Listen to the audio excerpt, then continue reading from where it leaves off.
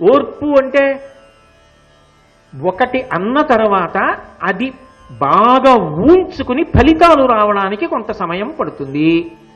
అలా ఫలితాలు రావడంలో కొన్ని ఇబ్బందులు కూడా వస్తాయి.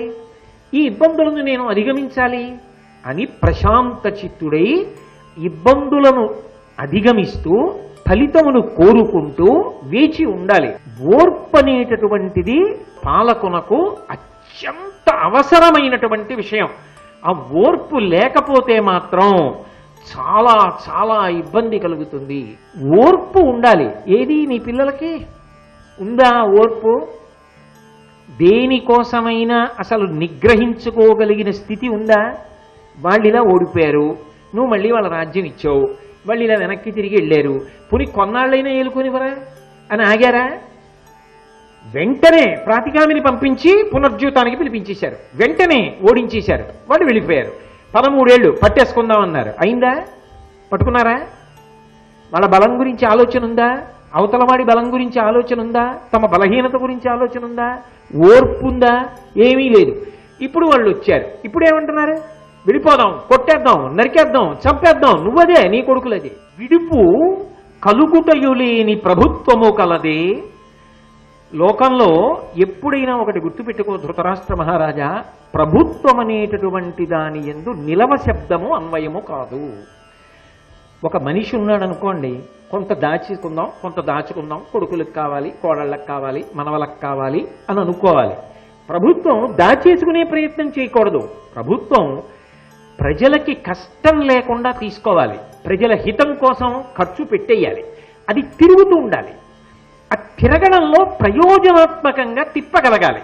పుచ్చుకోవడం అంత సౌమ్యంగా పుచ్చుకోవాలి, పెట్టడం అంత ప్రయోజనకరంగా పెట్టాలి.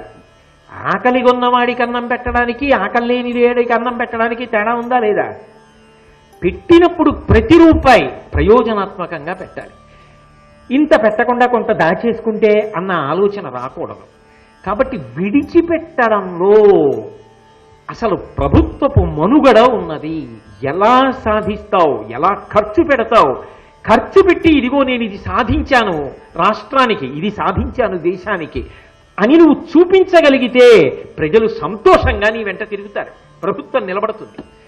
అది చెయ్యలేకపోతే దాచుకోవడం, ఇవంతా నాకే, నేను దాచేస్తా అన్నా ప్రభుత్వానికి వచ్చింది ప్రభుత్వంలో ఉన్న వాళ్ళ సొంత ఆస్తిగా మారిపోయినా ఇంతకన్నా నేను చెప్పక్కర్లేదు. అప్పుడు ప్రభుత్వాలు నిలబడమంటే, అధికారాలు నిలబడమంటే నిలబడవు. ధృతరాష్ట్ర మహారాజా విడిచిపెట్టడం చేత నిలబడతాయి. ఒక్కొక్క చోట వదలవలసినవి వదిలేయాలంతే, ఒక్కొక్క చోట పట్టుకోవలసినవి పట్టుకోవాలంతే, పట్టు విడుపు రావాలంతే తప్ప అన్నీ నేను దాచేసుకుంటానన్నవాడు వృద్ధిలోకి రాలేడు. నీ కొడుకులకి ఏమొచ్చు? ఊళ్ళో అన్నీ నావని దాచేసుకుంటారు. ఎందుకు పాండవుల రాజ్యం వీళ్ళకి? పాండవుల రాజ్యం వీళ్ళకే కావాలి, పాండవుల ఐశ్వర్యం వీళ్ళకే కావాలి, పాండవులు మైసభ కట్టించుకుంటే వీళ్ళకే కావాలి, అన్నీ వీళ్ళకే కావాలి. అందరూ ఏడవాలి, నేను ఒక్కడే బాగుండాలి, పొద్దున్న లేచిన దగ్గర నుంచి అవశ్యాన్ని శరీరాన్ని అందరి డబ్బు నాకే రాని, ఇదే ప్రార్థన. ఇంకేం బాగుపడతారా? ఈ త్యాగం లేనివాడికి అభ్యున్నతి ఎక్కడి నుంచి వస్తుంది? ఇప్పుడు చెప్పు. అది పాండవులైతే ధర్మం కోసం ఏదైనా వదిలేస్తారు. కట్టినా మైసభ కట్టారు, రాజసూయం చేసి దక్షిణలు ఇచ్చినా ఇచ్చేస్తారు. అశ్వమేధం చేసినప్పుడు ఇచ్చేలా భూమినంతటినీ తేనూగలరు, ఇచ్చేయనూగలరు. రెండిటి యందు సమభావంతో నిలబడి కీర్తి సముపార్జించగలరు. ఉందా నీ బిడ్డలకి?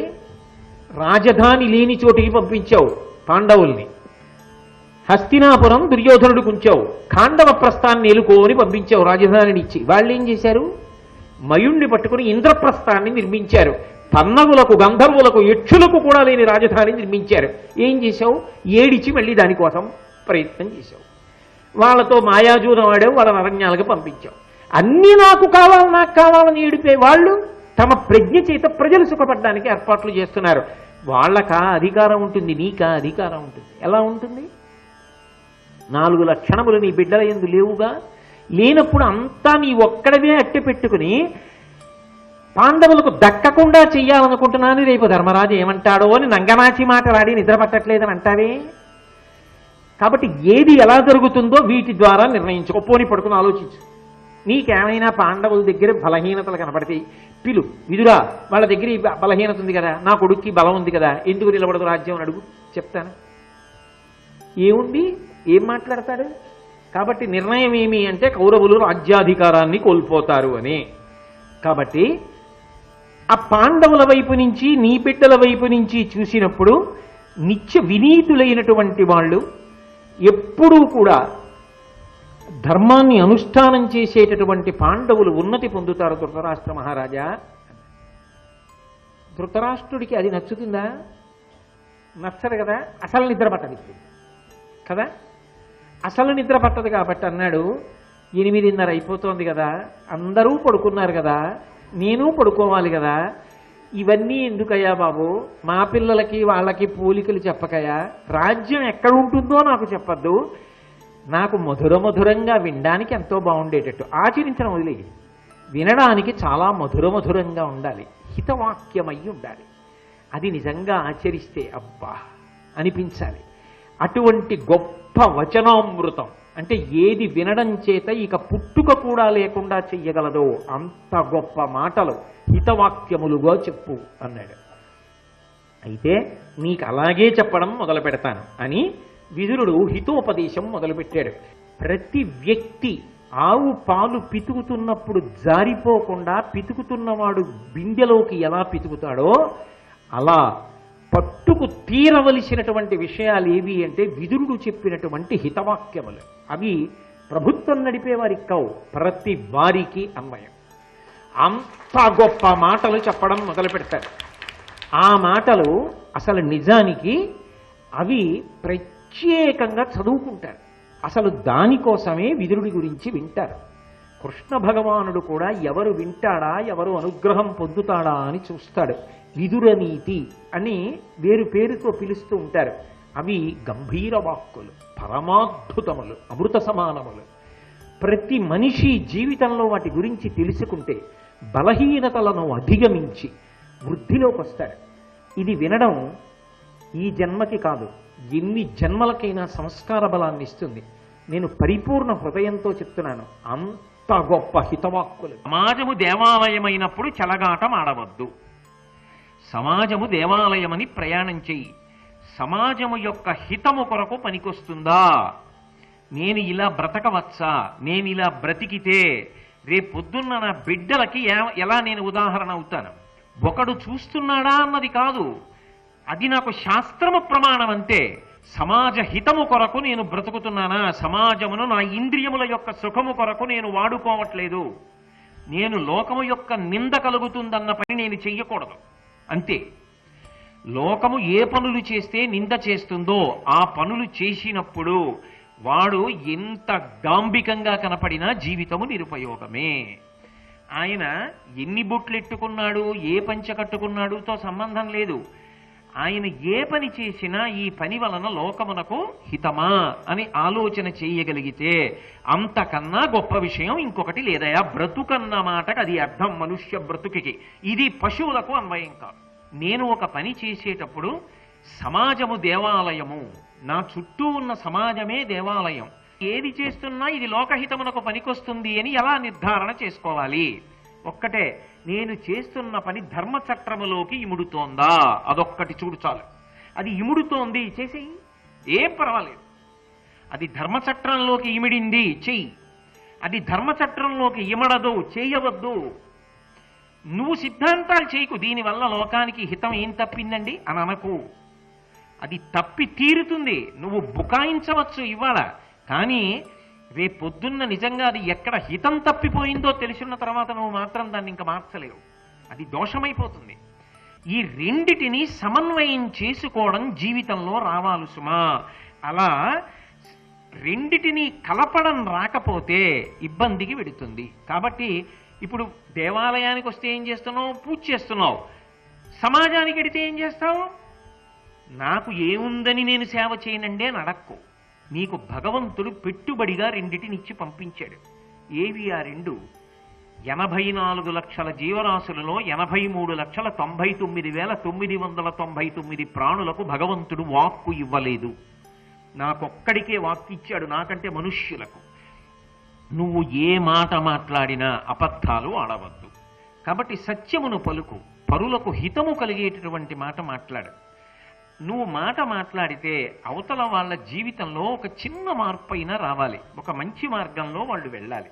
అలా మాట్లాడు తప్ప నోట మాట తెల్లవారి లేచిన దగ్గర నుంచి రాత్రి వరకు కపటం కోసం వాడవద్దు. ఆయన ఎవ్వరికీ ఇవ్వనిది నీకు ఇచ్చాడు కాబట్టి తెలియట్లేదు, కానీ అది లేని వాళ్ళకి తెలుసు దాని విలువేమిటో. రామ అని రామనామం చెప్పాలని అనుకుందనుకోండి, ఒక జీవుడు కుక్కలో ఉండి అనగలడా? నేను అనగలను. ఒక హితవాక్కు చెప్పగలిగిన జీవుడు ఒక జంతువులో ఉన్నా చెప్పలేడు, నేను చెప్పగలను. కాబట్టి నువ్వు ఏ మాటలు మాట్లాడుతున్నావో అవి సారవంతములైన మాటలు మాట్లాడి ఆదర్శవంతమైన జీవితాన్ని గడుపు. నిజాయితీగా జీవించడానికి వాక్కు చాలు, సమాజానికి సేవ చేయడానికి ఈశ్వరుడిచ్చిన శరీరం చాలు. నువ్వు సంపాదించిన డబ్బు పెట్టావా పెట్టలేదా పోనీ వదిలిపెట్టు. ఈ శరీరం ఉన్నది, దీనితో నలుగురికి ఉపకారం చేయలేవా? ఓ కష్టంలో ఉన్నవాడికి మేము చేసి పెడతాను లేవా, నువ్వు చేసి పెట్టలేవా? ఏమంటే ఒక్క పద్యం రాసివ్వండి అంటే ఓ పద్యం రాసి పెట్టలేవా?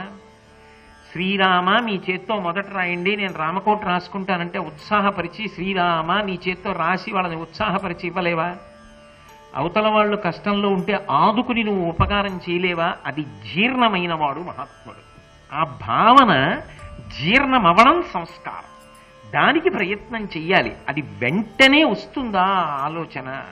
అలా వస్తే నువ్వు చదువుకున్న చదువు సార్థక్యం, మనుష్య జన్మ సార్థక్యం. కాబట్టి బ్రతుకుట అన్న మాటకి ఏదో త్యాగం చెయ్యాలనుకో. ప్రతిరోజు కనీసం ఒక్క 10 నిమిషాలు నీ శరీరము వలన ఇంకొకరి శరీరమునకు కలగవలసిన ఖేదము తగ్గుతోందా? కాబట్టి జనులకు ఒడబాటకు విధమున నడచుచు లోక నింద్యముల నుడుగుచు. ఒక మనిషి శరీరం వదిలిపెట్టేశాడు అనుకోండి, కనీసం ఒక 100 మంది వచ్చి ఏమి బ్రతికాడండి మహానుభావుడు, ఆయన వల్ల మేము ఇది నేర్చుకున్నామండి అన్నారనుకోండి, అది బ్రతుకు. ఆయన చనిపోయాక మేం పట్టుకుంటాం, అంతకన్నా మేము ఆయనకి చేయగలిగింది ఏమిటి అని ఆయన పట్టుకున్నారనుకోండి, అది ఆయన బ్రతుకు. మనిషి ఎలా బ్రతికాడన్నది మరణమునందు మహాతీర్పు. కామకోటి పీఠాధిపత్యం వహించిన చంద్రశేఖరేంద్ర సరస్వతి మహాస్వామి వారు బ్రహ్మీభూతులయ్యారు అన్న వార్త తెలియగానే దేశం నలుమూలల నుంచి, కులమతాలతో సంబంధం లేదు, ఎక్కడెక్కడి వాళ్ళు వచ్చి బారులు తీరారు. కాంచీపురంలో కన్నుల నీరు పెట్టుకున్నారు, 1000 మంది అన్నం మానేశారు. అది జీవితం. అలా బ్రతకగలగాలి. అలా బ్రతకగలగడానికి 2 మార్గములను విదురుడు ఉపదేశిస్తున్నాడు. సమాజమును దేవాలయం చేసి నువ్వు చేస్తున్న పని సమాజ హితమునకు పనికొచ్చేదేనా? కాదు, చెయ్యవద్దు. ఇప్పుడు నాకు చెప్పండి, విదుర నీతి ఎవరికి పనికొస్తుంది? కళాశాలలో చదువుకునే పిల్లల దగ్గర నుంచి అందరూ విదుర నీతి వినవలసిందే. కాబట్టి లోక నింద్యముల నుడుగుచు మీదని ఒకని కలిమి కులుకక. 3వ విషయం చెప్తున్నాడు, ఎలా బ్రతకాలి అన్నది చెప్తున్నాడు. అసూయ వలన నువ్వు పొందగలిగినది లేదు. ఏ రంగంలోనైనా సరే నీకన్నా ధనికుడు కనబడ్డాడు, మహానుభావుడు ఎంత కష్టపడి సంపాదించాడో, ఆ పూర్వీకులు ఎంత శ్రమ చేసి సంపాదించారో, ఔదార్యముతో ప్రవర్తించు. ఒక అధికారి కనబడ్డాడు, మహానుభావుడు ఎంత చదువుకున్నాడు, ఎంత కష్టపడుతున్నారో, నాదేముంది, ఓ గుమాస్తా ఉద్యోగంలోనో ఓ చిన్న అధికార పదవిలోనో ఉన్నాను కాబట్టి సాయంకాలం అయ్యేటప్పటికీ దులుపుకు పోతాను. కానీ ఆయన రాత్రింబవళ్ళు నిద్రపోతూ కూడా ఎంత కష్టపడుతున్నారో, ఎంత శ్రమ పడితే ఆ స్థానంలో కూర్చుని తట్టుకోగలుగుతున్నారో. ముందు నేను ఒక వ్యక్తిత్వాన్ని సముపార్జించుకుంటున్నాను. అసూయతో ఎన్నాళ్ళు బ్రతుకుతాం? నీకన్నా అధికులు కనపడకుండా సమాజం అన్న దాంట్లో ఎలా ఉంటుంది? ఉంటారు అధికులు. ఆ అధికుల యొక్క ప్రజ్ఞాపాఠవాలకి 2 చేతులు ఎత్తి నమస్కారం చేసి బ్రతకడం నేర్చుకో. అంతేకాని అసూయ చెంది నీకన్నా గొప్పవారైన వారందరి మీద అసూయ పెంచుకుంటే దాని వలన నీకొచ్చే ప్రయోజనం ఏమీ లేదు. ఎప్పుడూ మండిపోతూ ఉంటుందంతే గుండె. దాని వలన పొందే అది ఇంకొంచెం బాగా పెరిగి పరిణితి చెందిందనుకోండి, ఏదో బ్రహ్మరాక్షసైంది కురుపు అంటారే, అలా అదొక క్రోధానికి వెళ్ళి క్రోధము ప్రతీకార ధోరణి పొంది అవతల వాళ్ళు బాధపడేటటువంటి అకృత్యములకు పాల్పడతావు. నిన్ను నువ్వు నిభాయించుకోలేకపోతే పరమ ప్రమాదకరమైన ధోరణికి వెళ్ళిపోయి నేను బాగున్నానని నువ్వు అనుకుంటే దాని వలన వచ్చే ప్రయోజనం ఏముంది?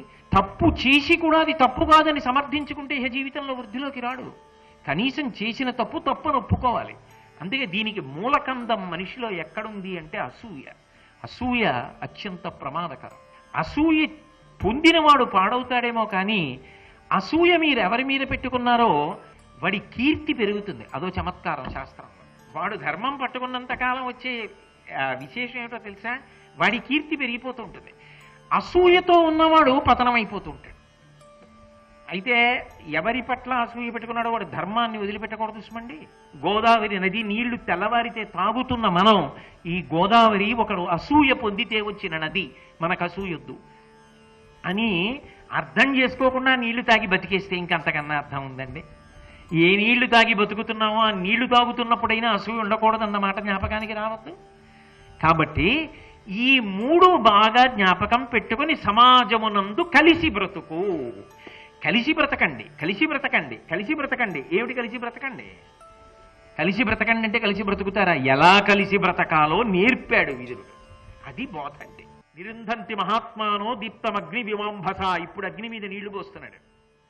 నువ్వెప్పుడూ తప్పు చేయకపోతే అవతల వారికి శిక్ష వేయి. ఇంగ్లీష్లో ఒక ప్రొవెర్బ్ ఉంది, polluted hands cannot touch the pure fountain of justice అని. నా చేతులే మలినంగా ఉంటే నేను పరిశుద్ధమైన న్యాయపాత్రను ఎలా ముట్టుకుంటాను? ముట్టుకోలేను, మలినమవుతుంది ఆ నీరు కూడా. కాబట్టి నిరుంధంతి మహాత్మానో దీప్తమగ్ని వివాంభస.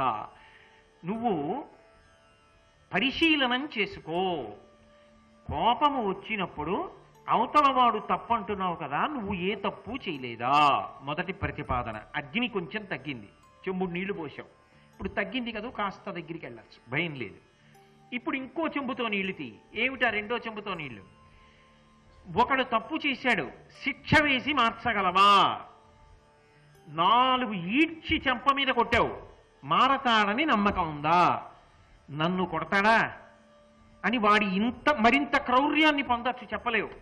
కానీ ప్రేమ మాత్రం శాశ్వతమైనటువంటి పరిష్కారాన్ని తీసుకొచ్చి తీరుతుంది. నిజంగా అవతల వాళ్ళ అభ్యున్నతి గురించి అయ్యో తప్పు చేశాడా, ఈయన ఈ తప్పు ఇక మళ్ళీ మళ్ళీ చెయ్యకుండా ఈయనని భగవంతుడు అనుగ్రహించుగాక, ఈయనకి సంస్కార బలమును పరదేవత ఇచ్చుగాక అని నేను త్రికరణ శుద్ధిగా భగవంతుణ్ణి ప్రార్థన చేశాననుకోండి, అది ప్రేమ. తప్పు చేసిన వాడి పట్ల కూడా ప్రేమతో ఉండి నిజంగా అంత తప్పు చేసిన వాడు నీ దగ్గరికి వచ్చి నిలబడ్డాడు అనుకో, ఏ కారణానికైనా, నువ్వు అంత ప్రేమగా దేనికండి ఇలాంటి పనులు అని ప్రేమగా మాట్లాడితే వచ్చేటటువంటి పరిష్కారం ఏదున్నదో అది జీవితాల్ని ఒబ్బిడి చేస్తుందేమో కానీ కోపమునకు కోపము చేత చేసినటువంటి ప్రతీకారము శాశ్వత పరిష్కారము కాదు. అవతలవాడు బుద్ధి తెచ్చుకుని మారితే ఏమో నేను చెప్పలేను, కానీ అన్ని వేళలా పరిష్కారం అవుతుందని చెప్పడం కుదరదు. అహంకారము దాన్ని మరింత పతనం అవడానికి కారణం చెయ్యొచ్చు. ప్రేమ చేసినది కోపము చెయ్యదు. ఎందుకు ఈ కోపం నాకు, కాబట్టి నేను కోపం వదిలి ప్రేమను ఆశ్రయిస్తాను అన్నారనుకోండి, ఉత్తర క్షణంలో ఆ కోపం తగ్గుతుంది. అందుకే ప్రేమ భావన పొందాలి వెంటనే. మీకు ఒక ఉదాహరణకి చెప్తున్నాను సుమండి. ఏదో నా భార్య మీద నాకు కోపం వచ్చింది అనుకో, ఏదో చిన్న దోషం చేసింది, నాకు కోపం వచ్చింది. కోపం రాగానే ఏమనిపిస్తుంది? అప్పుడు తన యందు లేని దోషములు కూడా ఉన్నట్టుగా నాకు కనిపిస్తుంది, ఇలాగే చేస్తుంది. అప్పుడు అధికారం ఉందిగా భర్త, ఏదో అనాలనిపిస్తుంది. అప్పుడు ఎంతటి ప్రేమైకమూర్తి, నీ జీవితంలో కష్టసుఖాల్లో నీతో ఎలా కలిసి నడిచింది, ఎన్నిసార్లు నీ మనశ్శాంతికి ఆమె కారణం, అసలు నీ జీవితంలో నువ్వు ఊంచుకుని నిలబడడానికి ఆమె నీకు ఎంత ఆధారభూతమైంది. అటువంటిది ఒక చిన్న దోషం చేస్తే అంత విరుచుకు పడిపోవాలా నువ్వు? ప్రేమగా ఏమి ఇలా చేసావు, జాగ్రత్తగా చూడు అని ఒక మాట అనలేవా అని నేను అనుకున్నాను అనుకోండి, ఆమె యందున్న ప్రేమని స్మరించాను అనుకోండి, నేను ప్రశాంతంగా ఉంటా, నా వాక్కుకు పారుష్యం ఉండదు.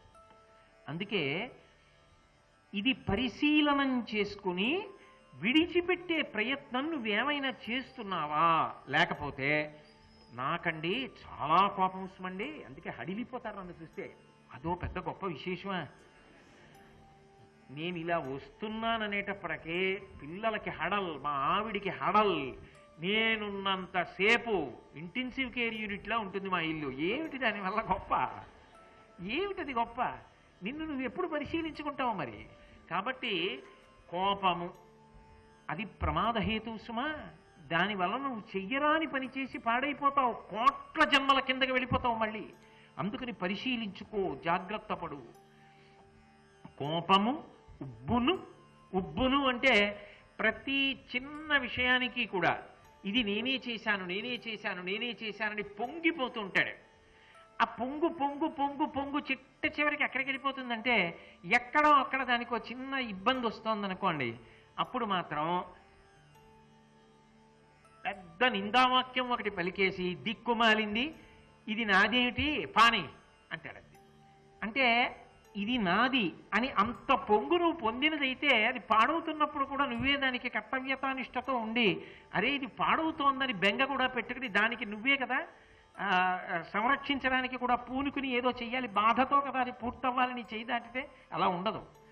రామకృష్ణ పరమహంస దీనికి ఒక అద్భుతమైనటువంటి ఉదాహరణ చెప్తారు. కొన్నింటికి రామకృష్ణ పరమహంస, శంకర భగవత్పాదులు వీళ్ళు చెప్పినట్టు లోకంలో చెప్పగలిగిన వాడు లేరు. వెనకటికి ఒకడు కొండ మీద ఇలా వాలుగా ఉన్న చోట ఒక గొప్ప భవనాన్ని నిర్మించాడు. కనపడ్డ వాళ్ళందరినీ పిలిచి మరీ చెప్పాడు, ఎక్కడ కడుతున్నానో తెలుసా? కొండ కిందన ఆ వాలు మీద కడుతున్నాను. అక్కడ నిలబడి చూసావనుకో సూర్యోదయం కనపడుతుంది, సాయంకాలం పెరట్లోకి వెళ్ళావనుకో సూర్యాస్తమయం కనపడుతుంది. ఉత్తర దిక్కుకు వచ్చాడు చూసావనుకో పెద్ద గాలి ఇయకుండా అలా పెద్ద పెద్ద చెట్లు పువ్వులు అన్నీ కనపడతాయి. దక్షిణానికి వచ్చి ఇంటి తలుపు తీసి నించున్నాం అనుకో చల్లటి గాలి చెట్ల మించి, అది పూల చెట్ల మించి ఎంత పుష్ప పరిమళమో తెలుసా? అసలు ఆ ఇంట్లో ఉన్నవాడికి అనారోగ్యం ఏమిటయా? ఓషధీ వృక్షాల మించి వస్తూ ఉంటుంది గాలి. అటువంటి ఇల్లు కట్టాను అన్నాడు. ఇప్పుడు ఉబ్బు, ఇదంతా నేనే కట్టాడు. కొన్నాళ్ళైంది, అందరినీ తీసుకొచ్చాడు, చూపించాడు, పంపించాడు, ఫోటోలు తీసుకున్నాడు, సెల్ నిండా పెట్టుకున్నాడు, వాట్సాప్లో పెట్టాడు, అన్నీ అయిపోయాయి.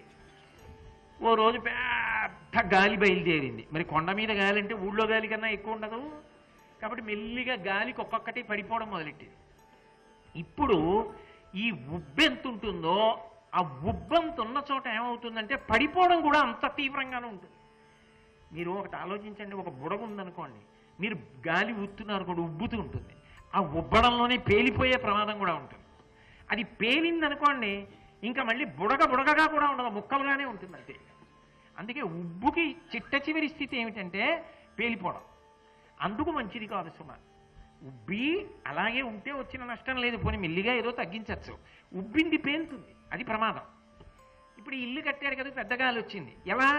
దాని మీద మమకారం ఉంది, ఇది నాదని చెప్పాను చాలా మందికి. రేపు పొద్దున ఏదే మీ ఇల్లు గాలి పడిపోయిందా, అక్కడ ఎందుకు కట్టావా బాబు, మరి ఇలా గాలి వాన రావు మన ఊళ్ళో, చూసావా ఎలా పడిపోయిందా అంత మళ్ళీని అవమాన కారణం కదా.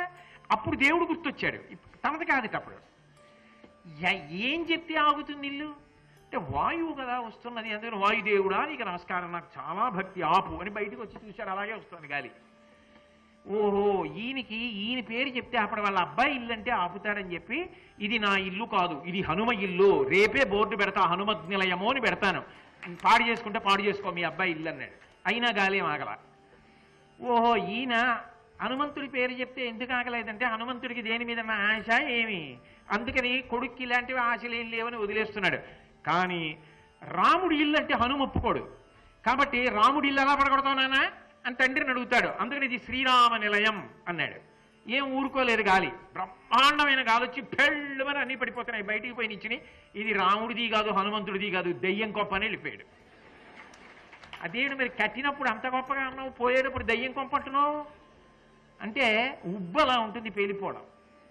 కాబట్టి ఉబ్బొద్దు దేనికి.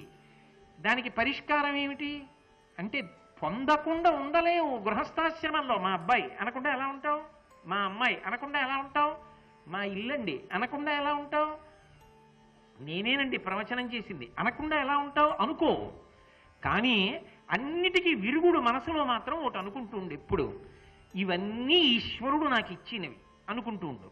ఇవన్నీ భగవంతుడు ఇచ్చాడు నాకు. భగవంతుడు నాకు ఇచ్చి ఆయన ఎంతో సంతోషంగా నా చేత ఇవన్నీ చేయిస్తున్నాడు. తృప్తి కలిగిన వాణ్ణి అయ్యో పాపం మీకు ఏమైనా చేసి పెట్టమంటారేంటన్నారు. చేయడానికి నాకేం లేదండి.